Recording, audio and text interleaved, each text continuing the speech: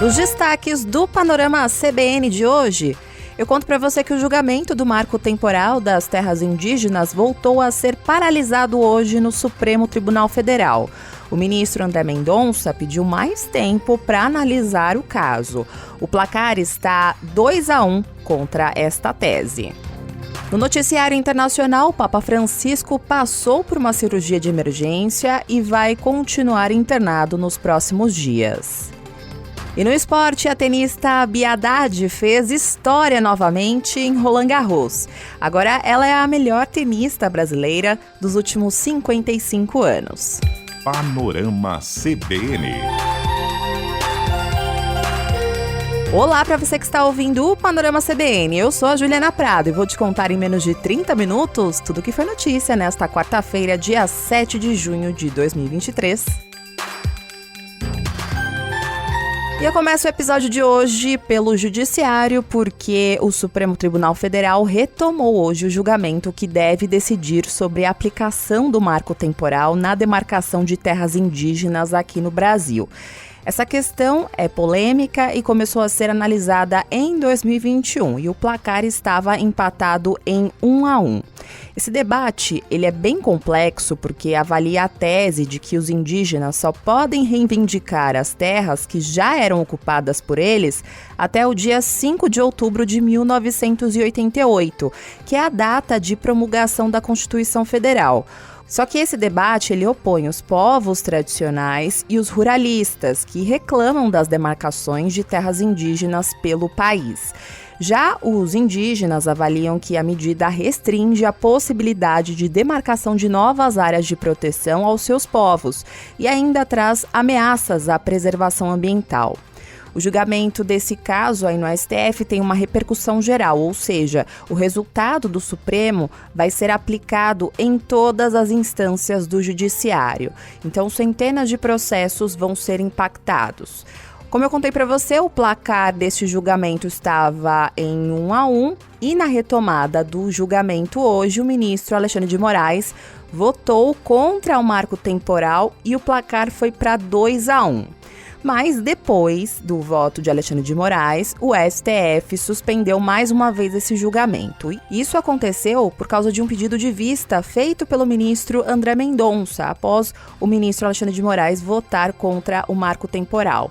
Apesar de Alexandre de Moraes ter sido contra fixar um limite de tempo para considerar uma terra indígena, ele abriu durante o julgamento uma outra tese, estabelecendo aí um meio termo entre indígenas e agricultores. Ao mesmo tempo em que Alexandre de Moraes reconheceu os massacres contra os povos originários, ao dizer que os direitos fundamentais dos indígenas não podem ser medidos com uma régua, ele também disse que o agricultor de boa-fé não tem culpa em ocupar os espaços há anos. Por isso, o ministro defendeu uma indenização completa paga pelo Estado aos que tenham se instalado de boa-fé e feito benfeitorias em terras demarcadas e reconhecidamente tradicionais. As comunidades indígenas estavam em 5 de outubro, a posse deve ser reconhecida, deve ser demarcada e a indenização, como hoje se faz, é pelas benfeitorias. Agora, nos demais casos, mesmo reconhecido fora desse marco temporal, uma terra tradicional indígena, a indenização deve ser completa. Aquele que de boa fé na cadeia dominial adquiriu deve ser completa. A terra nua e todas as benfeitorias. A culpa, a omissão, o lapso foi do poder público. Há locais que já temos cidades. Como eu disse, com o voto do ministro Alexandre de Moraes nesta quarta-feira, o placar oficial no STF está em 2-1 contra a tese do marco temporal. Já tinham votado em 2021 o relator desse caso, o ministro Edson Fachin, que defendeu que direitos indígenas são protegidos por uma cláusula pétrea, ou seja, algo que não pode ser mudado na Constituição. Mas naquela época, o ministro Nunes Marques tinha sido favorável à tese do marco temporal. Depois do voto do ministro Alexandre de Moraes, hoje o ministro André Mendonça disse que a nova tese exige uma reflexão. O ministro Alexandre de Moraes trouxe um voto e reconhecer bastante robusto e vários aspectos que Sua Excelência trouxe na fundamentação, e eu diria até no dispositivo ou na proposta de tese, em alguma medida, se não em toda, me trazem uma paz maior para trabalhar à luz desse texto. Ainda que não antecipe uma aderência em si à tese trazida e ao voto do ministro Alexandre, mas a necessidade de maior reflexão sobre a matéria, razão pela qual eu peço vista. Depois que o ministro André Mendonça pediu mais tempo para analisar o processo, a presidente do STF, Rosa Weber, deu um puxão de orelha, deu aquela cutucada e disse que espera que André Mendonça devolva aí para o julgamento esse processo a tempo dela poder votar, já que ela vai se aposentar em outubro, mas deve deixar o STF em setembro. Eu só espero que, e tenho certeza que vai acontecer, que eu tenha condições, né, de votar, porque eu tenho uma limitação temporal, né, eu pessoalmente, para proferir meu voto aqui. E o meu voto... Se meu voto não estiver pronto, senhora presidente, põe em pauta independente de mim. Sem dúvida, é o que diz o nosso regimento. 90 dias, volta automaticamente à pauta. Mas mesmo antes dos 90. Hoje, ao longo do dia, indígenas fizeram atos contra o marco temporal em pelo menos 8 estados e também no Distrito Federal.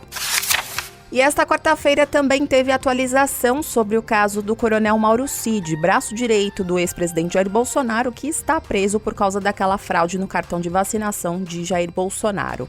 A novidade do dia é que a perícia no celular que foi apreendido do coronel extraiu muitas trocas de mensagens, áudios e até troca de documentos sobre movimentos golpistas para manter Bolsonaro no poder, depois da derrota nas urnas no ano passado. Segundo a nossa comentarista aqui da CBN, colunista do jornal o Globo, Malu Gaspar, foram identificadas, por exemplo, um documento para a decretação da GLO, que é a garantia da lei e da ordem, que permite exclusivamente ao presidente da República convocar operação militar das Forças Armadas em graves situações de perturbação da ordem. Nesse celular também tinha tratativas para a decretação do estado de defesa. E com esses registros, ficou mais do que comprovado, segundo as investigações da Polícia Federal, que Mauro Cid, ex-ajudante de ordens de Bolsonaro, participou ativamente de planos golpistas no pós-eleição. Inclusive, várias pessoas próximas do coronel Mauro Cid, identificados aí durante essa perícia no celular, estão na mira da apuração da Polícia Federal. Alguns nomes ainda são mantidos sob sigilo pelo cargo de destaque que ocupavam no governo passado e agora a investigação avança neste sentido. Outras pessoas também já estão sendo chamadas para depor e até mesmo foram presas na mesma operação da Polícia Federal que levou o Mauro Cid para a prisão no começo de maio. Foram flagradas aí nas tramas golpistas o ex-major do Exército Ailton Gonçalves Moraes Barros e o sargento Luiz Marcos dos Reis, que era da equipe de Mauro Cid. Agora eu vou falar sobre o governo Lula, porque foram anunciadas novidades sobre o programa Farmácia Popular. Esse programa de acesso a medicamentos foi relançado nesta quarta-feira pelo presidente Lula. E a novidade é que agora o programa vai passar a oferecer medicamentos para o tratamento de osteoporose e anticoncepcionais, tudo isso de graça. Antes, esses medicamentos para as mulheres eram oferecidos pelo Farmácia Popular com até 50% de desconto. Hoje também o governo federal anunciou que os beneficiários do programa Bolsa Família vão poder retirar de graça os 40 medicamentos disponíveis na lista atual do Farmácia Popular.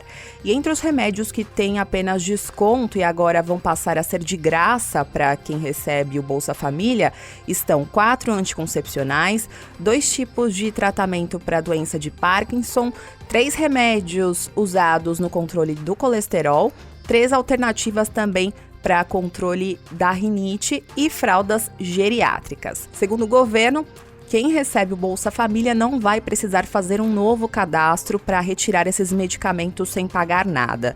A identificação do beneficiário vai ser feita pelo próprio sistema do Farmácia Popular. É só colocar ali o CPF da pessoa. E se por acaso você não sabe, você também, que não faz parte do programa, pode ter um benefício aí com esse programa Farmácia Popular que já existe há alguns anos. Esse programa oferece também de graça para todo mundo 22 medicações para controle da asma, da diabetes e da hipertensão. E para essa lista aí nada muda, continua tudo de graça. No Congresso, hoje, o governo Lula teve uma vitória importante, porque a Câmara dos Deputados aprovou a medida provisória do programa Minha Casa Minha Vida. Esse programa habitacional foi extinto na gestão de Jair Bolsonaro e foi recriado por meio de uma medida provisória pelo governo Lula. A aprovação na Câmara aconteceu em votação simbólica e teve apenas um voto contrário, que foi do Partido Novo. Agora esse texto segue para votação no Senado. Essa medida provisória ela precisa do aval dos senadores até o dia 14 de junho, para não perder a validade. Então o governo já corre nos bastidores para articular bem essa votação, para não ter mais prejuízos. O relator da medida provisória, o deputado Fernando Marangoni, colocou aí no texto dessa medida provisória emendas que prevêem prioridade no programa para mulheres vítimas de violência e famílias com pessoas com deficiência. O texto também tira a exclusividade da Caixa Econômica Federal de oferecer esse tipo de programa, abrindo espaço para a participação de outros bancos nas transações. O deputado disse na votação que o programa restabelece o desenvolvimento social e econômico do país. Esse texto passou por 4 pilares. Primeiro, agregar o desenvolvimento urbano à habitação, corrigindo erros do passado para que a gente não produzisse mais guetos nas periferias, segregando as famílias, sem infraestrutura, sem equipamento público, com condomínios sustentáveis. Trouxemos novas formas de produção, porque o déficit habitacional precisa passar por um cardápio de soluções, como locação social, requalificação dos centros urbanos, para que a gente traga as famílias de novo para morar nos centros, perto do emprego, perto da infraestrutura pública. O texto que foi aprovado na Câmara hoje prevê 3 faixas de renda para os beneficiários. Na área urbana, a faixa 1 é destinada a famílias com renda bruta familiar mensal de até R$ 2.640. A faixa 2 vai até R$ 4.400 e a faixa 3 até R$ 8.000. Já nas áreas rurais, os valores são contados anualmente. A faixa 1 abrange famílias com renda de até R$ 31.680. Já a faixa 2 até R$ 52.800 e, por fim, a faixa 3 até R$ 96.000. Agora eu vou voltar a falar de um caso que a Natália Furtado contou para você mais cedo na edição da manhã do Panorama CBN de hoje, que é em relação ao caso da abordagem de policiais militares de São Paulo contra um homem negro que teria furtado 2 caixas de chocolates de um mercado na zona sul da capital paulista. Os agentes amarraram os pés e as mãos do suspeito e essa ação ela foi gravada e as imagens, que são pesadíssimas, circularam pelas redes sociais. O ouvidor das polícias de São Paulo, Cláudio Aparecido da Silva, classificou esse episódio como barbárie. Em entrevista ao Jornal da CBN, o ouvidor das polícias diz que vai pedir a gravação das câmeras corporais dos PMs, também do local da abordagem e da unidade de saúde que atendeu o suspeito. Ele disse também que o caso remete a tempos que a população não quer mais vivenciar no país. A palavra ideal para descrever essa situação é barbárie. Isso nos remete a tempos que a gente não quer mais vivenciar no nosso país, né? Eu tive 2 memórias desse fato. Eu tive a impressão de que essa pessoa estava num pau de arara. E a outra impressão que eu tive em relação a isso me remete aos tempos antes de 1888, né? Que a barbárie contra pessoas negras era legalizada no nosso país. Você ouviu agora a fala do ouvidor Cláudio Aparecido da Silva e ele citou o pau de arara, né? Esse instrumento de tortura era muito usado durante a ditadura militar. Bom, agora a ouvidoria da Polícia de São Paulo investiga esse caso e os agentes envolvidos nesse episódio que aconteceu no último domingo já foram afastados. A Secretaria de Segurança Pública de São Paulo informou que abriu um inquérito para apurar a conduta dos PMs. A Polícia Militar disse que a conduta dos agentes não é compatível com o treinamento da instituição. Já a Prefeitura de São Paulo informou que solicitou a investigação dos fatos nos termos da legislação em vigor. A nossa reportagem aqui da CBN procurou a Associação Paulista para o Desenvolvimento da Medicina, que é a organização social que administra a UPA Vila Mariana, mas não recebemos um retorno aí deste contato.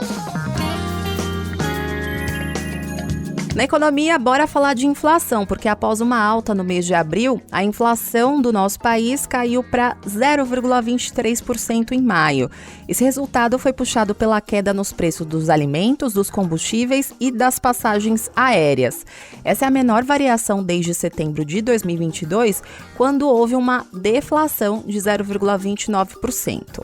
Até agora, no total, a alta acumulada do IPCA neste ano é de 2,95%. E dos 9 grupos estudados na pesquisa, 7 apresentaram alta em maio. O principal impacto e a maior variação foram do segmento de saúde e cuidados pessoais, que foram puxados principalmente pelas altas nos planos de saúde, medicamentos e itens de higiene pessoal e especialmente os perfumes. Na sequência vieram habitação e despesas pessoais, como detalhou o André Almeida, que é analista da pesquisa do IBGE. Já é um sinal dos impactos da política monetária restritiva e também da própria desaceleração do crescimento do país, que deve crescer menos este ano. Consequentemente, a expectativa de inflação deve cair nos próximos meses e isso pode ser um sinal de que a política monetária possa ser revista no sentido de se iniciar uma redução da taxa de juros. Como eu já adiantei, apesar disso, a inflação desacelerou por causa de uma menor pressão sobre o grupo alimentos e bebidas, que passou de uma alta de 0,71% em abril para 0,16% em maio, e também uma queda nos grupos transportes e artigos de residência. Os preços das passagens aéreas caíram 17%, enquanto os combustíveis recuaram 1,82% por causa das quedas do óleo diesel, da gasolina e do gás veicular, como você está acompanhando aqui no Panorama CBN. Já os preços dos alimentos consumidos em domicílio ficaram estáveis em maio, após uma alta de 0,73% em abril. Houve uma queda nos preços das frutas, do óleo de soja e também das carnes. Por outro lado, houve aumento nos preços do tomate, do leite longa-vida e do pão francês. E aproveitando que eu estou aqui na economia, eu vou contar para você como foi o fechamento do mercado financeiro hoje. A Bolsa de Valores de São Paulo fechou o dia de hoje em baixa de 0,77% aos 115.488 pontos. No mercado de câmbio, o dólar comercial fechou o dia em alta de 0,24%, cotado a R$ 4,924. Já o euro fechou o dia com uma alta de 0,26%, cotado a R$ 5,266. Ainda na economia, houve só essa história curiosa. Após 21 anos de idas e vindas, o CAD, que é o Conselho Administrativo de Defesa Econômica, aprovou a fusão entre as empresas Nestlé e Garoto. A Nestlé comprou a Garoto em 2002 e o caso estava sendo analisado pelo CAD desde então. Com a compra na época, a marca passou a obter quase 60% do mercado de chocolates e, por isso, havia uma preocupação do CAD em relação à concorrência no setor. Por isso que a fusão foi vetada pelo CAD em 2004. E aí a empresa recorreu à justiça e a decisão do CAD foi suspensa no ano seguinte. Só que em 2009, a decisão foi anulada e o CAD se comprometeu a analisar o negócio. E esse, até então, é o caso mais longo do CAD. E, finalmente, depois de um vai e vem, o CAD se debruçou sobre esse caso e aprovou hoje a compra que foi feita há 21 anos. O principal entendimento dos conselheiros é que, desde então, surgiram várias marcas nacionais e importadas que consomem agora mais de 40% do mercado e que, por isso, a compra não deve prejudicar a concorrência aqui no Brasil. Para aprovar essa fusão, a Nestlé precisou também fechar um acordo com o CAD que prevê uma série de exigências, como não comprar mais de 5% de novas empresas do mercado de chocolates por 5 anos. Ela também fica obrigada a manter investimentos na fábrica da Garoto, em Vila Velha, no Espírito Santo, por pelo menos 7 anos. Com a aprovação do CAD, o acordo agora precisa ser confirmado pela Justiça e, se alguma exigência for descumprida, a operação será desfeita e a Nestlé deve pagar uma multa determinada no processo. No noticiário internacional, eu tenho atualizações sobre a saúde do Papa Francisco. Hoje ele precisou fazer uma cirurgia de emergência que durou 3 horas e terminou sem complicações. O pontífice, que tem 86 anos, reparou uma hérnia na parede abdominal próximo ao intestino. Por causa disso, ele deve passar vários dias internado em Roma para se recuperar do procedimento que reparou aí essa hérnia. O pontífice foi diagnosticado com laparocele, ou seja, uma hérnia que aparece quando pacientes, após um procedimento cirúrgico abdominal, desenvolvem no local da cicatriz. E para corrigi-la foi realizado um procedimento chamado de laparotomia, ou seja, uma cirurgia de barriga aberta. Depois, mais para frente, vai ter uma cirurgia para reforçar o local onde houve o fechamento. Essa é a segunda operação no abdômen do Papa Francisco em pouco menos de 2 anos. Cirurgias de hérnia geralmente não são feitas de forma emergencial, mas o Papa sentiu fortes dores no abdômen na terça-feira. E aí ele foi levado às pressas para o hospital, onde uma tomografia confirmou que o problema poderia ser mais grave. E da Europa eu vou levar você para os Estados Unidos, porque por lá a qualidade do ar piorou na região norte e nordeste por causa dos incêndios florestais que ocorrem no Canadá. Segundo autoridades, há vários focos fora de controle e as consequências já atingem a cidade de Nova York, que registrou ontem a pior qualidade do ar do mundo. Por causa disso, as autoridades norte-americanas pediram para as pessoas não ficarem nas ruas. E a atualização mais recente do governo canadense aponta para 413 incêndios no país. O fogo já forçou milhares de pessoas a saírem de casa. E essa situação ela não deve melhorar em breve, viu? Porque o primeiro-ministro do Canadá, Justin Trudeau, avisou hoje que esta vai ser uma estação de incêndio especialmente severa durante todo o verão. Porque ano após ano, com as mudanças climáticas, as queimadas ocorrem de maneira mais intensa e em locais onde normalmente não ocorriam.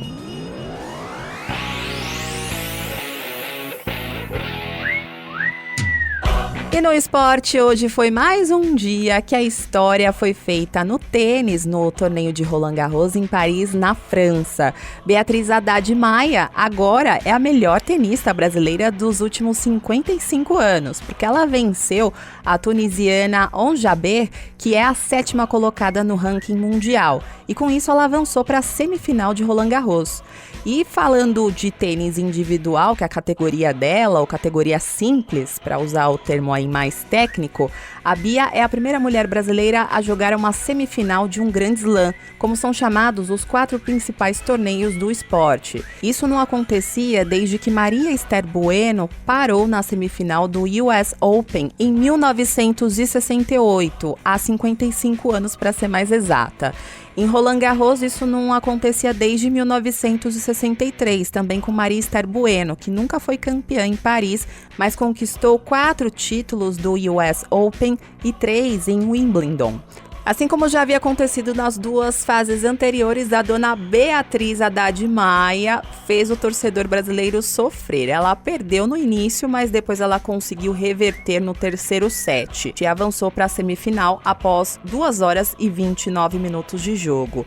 Quando ela venceu a partida, ela nem acreditou. Ela olhou para o telão para conferir o placar e confirmar que ela realmente tinha feito história. E agora, prepare aí o seu coração para mais um teste para cardíaco. Beatriz Haddad Maia joga a semifinal amanhã, ou seja, quinta-feira. Não tem um horário muito definido, porque vai ser o segundo jogo da quadra central. Às 10 da manhã tem uma outra semifinal e na sequência tem o jogo da Bia, que vai ser muito complicado, porque ela vai enfrentar apenas a número 1 do mundo, a polonesa Iga Świątek. que é bicampeã de Roland Garros e está fazendo uma campanha extraordinária. Ela não perdeu nenhum set em 5 partidas e hoje ela atropelou a norte-americana Corey Gauff. Bom, deu para perceber que vai ser muito difícil, mas a campanha de Bia Haddad já é histórica e já garante para a tenista um lugar entre as 10 primeiras colocadas no ranking mundial do tênis, algo que é inédito para o nosso esporte desde a criação desse ranking da Associação dos Tenistas Profissionais em 1973. A Maria Esther Bueno chegou a ser a número 1 do mundo, mas isso lá no antigo ranking da Federação Internacional de Tênis na década de 1960. Bom, muito boa sorte aí pra Bia, com certeza vou assistir o jogo pra torcer aí pra essa brasileira que merece muito.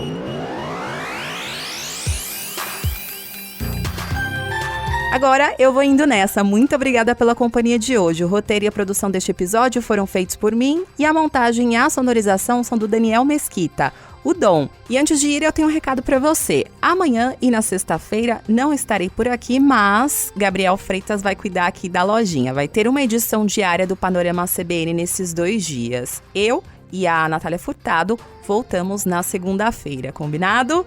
Beijos para você, bom feriado, bom descanso e até segunda!